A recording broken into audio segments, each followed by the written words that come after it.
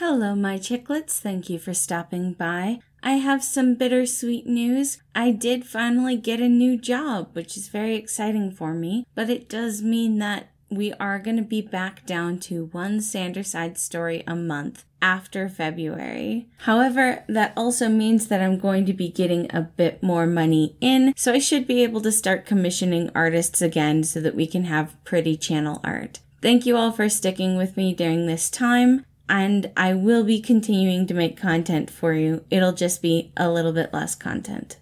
That being said, today's story is actually inspired by a fan art comic by Shaza. Please make sure to check out her links in the description below. Let me read you Bad Liar.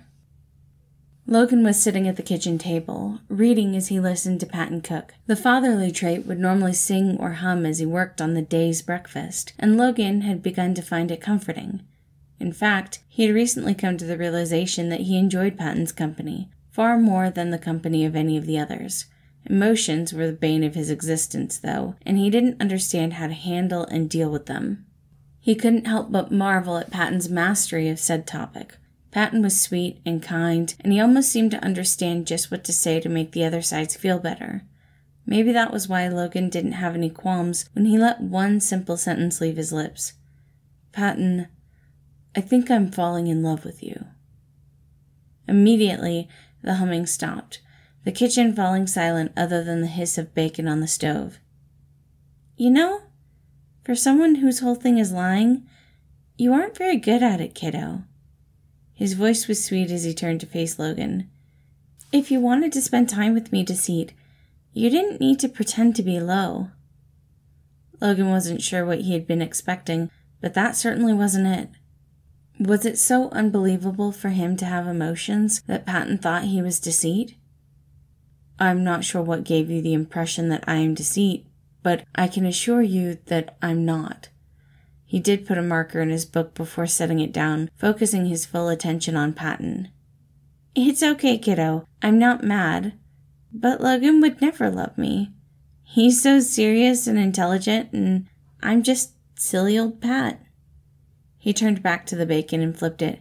"Besides, Logan represses his emotions, which I don't understand why. That smile is so handsome.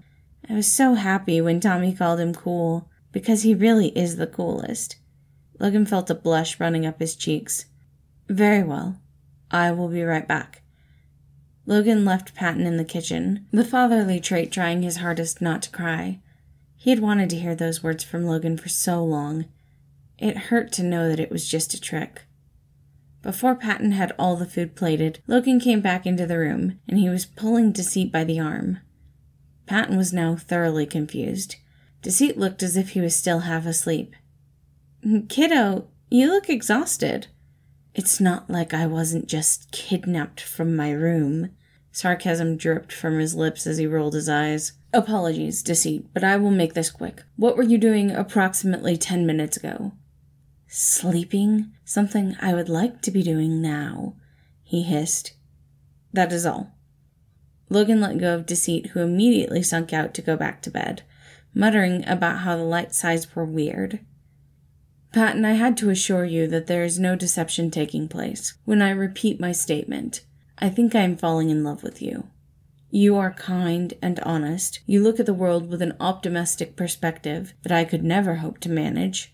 Yes, you are silly, and yes, you are Patton, but neither of those facts deter from how amazing you are." Patton looked at him surprised, fingers gripped together as he attempted to steady himself. Do you? He took a breath. "Do you mean it, Loki?"